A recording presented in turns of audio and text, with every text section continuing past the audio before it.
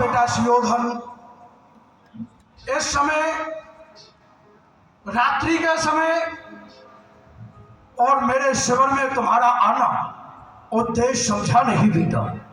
और ये क्या, मैं देख रहा हूं तुम्हारे ललाट पर विषाद की रेखाएं झलक रही हैं।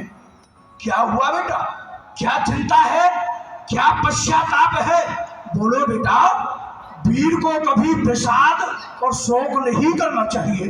बोलो, तुम तो वीर हो, क्या हुआ? पितामह, मेरे मुखारबिंद पर विषाद की जो रेखा है वो रेखा इसलिए है कि मैं ये नहीं समझ पा रहा हूं कि विश्व के सर्वश्रेष्ठ योद्धा महारथी जिनके सामने आने के लिए वो देवराज भी भयभीत रहता है, उसमें भी सामर्थ्य नहीं कि वो आपका सामना कर सके।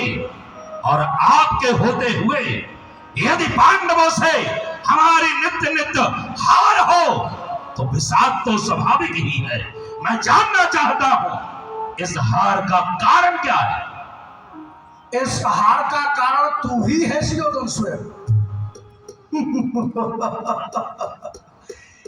इतनी जल्दी घबराना अकुलाना है ना तेरा लड़कपन दिखलाना।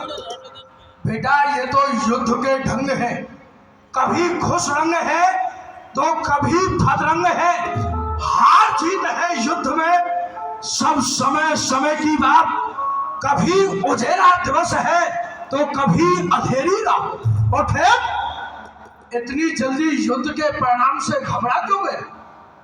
जिस समय यह युद्ध प्रारंभ नहीं हुआ था उससे पहले भी दुर्योधन हमने तुमको कितना समझाया, द्रोणाचार्य ने भी तुमको समझाया, कृपाचार्य ने भी तुमको समझाया कि बेटा युद्ध अच्छा नहीं है, इसका परिणाम बहुत ही घातक होता है। लेकिन उस समय किसी की शिक्षा तूने नहीं समझी थी। समझाया हमने लाख बार, बेटा लड़ने से दूर रहो, तब नहीं सुनी तूने किसी की।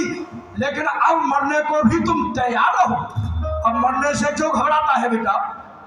बात रही विजय की, तो बेटा जब तक उन पांडवों के साथ में वह अमोघ शक्ति है तब तक उन पांडवों को इस त्रिलोकी में कोई भी परास्त नहीं कर सकता है। अमोघ शक्ति? कौन सी शक्ति पितामह? क्या वो मोटा भीम या वो अर्जुन? कौन है वो शक्ति? ये समझेगा तू, लेकिन समझाने का प्रयास कर रहा हूं।